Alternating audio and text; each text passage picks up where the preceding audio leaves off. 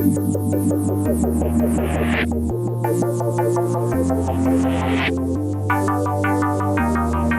here with Helen Killer, aka April Winchell. Thank you, Molly.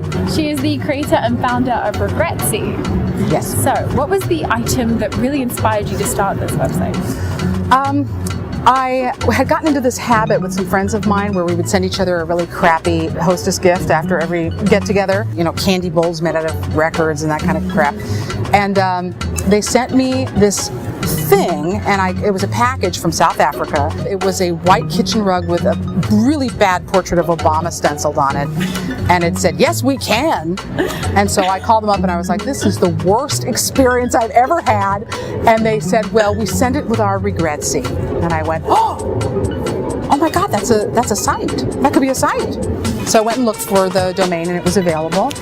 And I started stockpiling posts and then I forgot about it.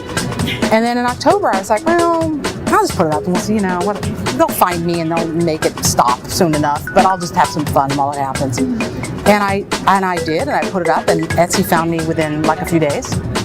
And they said, we're okay with it, but if you could use different colors and put up a disclaimer so that it's clear that we're not affiliated, that would be great. And I was like, done, fine. So they've stayed out of my way. It's been pretty good. Is there any special method that you use to find these bad items on Etsy? I don't even really search anymore. I mean, yeah, it used to be that I would look for certain words or look for misspellings or that sort of thing.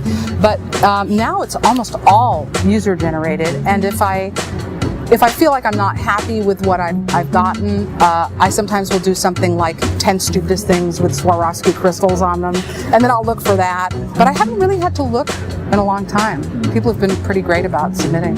It's funny because the people who get involved are generally pretty intelligent, and they're Etsy sellers or crafters or artists, and they sometimes will put their snark into objects or paintings or gifts or things that I can use for charity. And so it's a really creative group of people. And I just, I don't, if you're critiquing someone's work and you don't like it, I can't see where that's objectionable. The site doesn't make any money for me at all. Everything goes to charity. The ads, all of it. I don't keep a penny of it. And I like to think that reduces my whole footprint. I like that. But, because snark is not in and of itself does a lot of good for people except to just release, but I try to do as much charity as I can. Thank you so much for talking to us today. Thank you, Molly.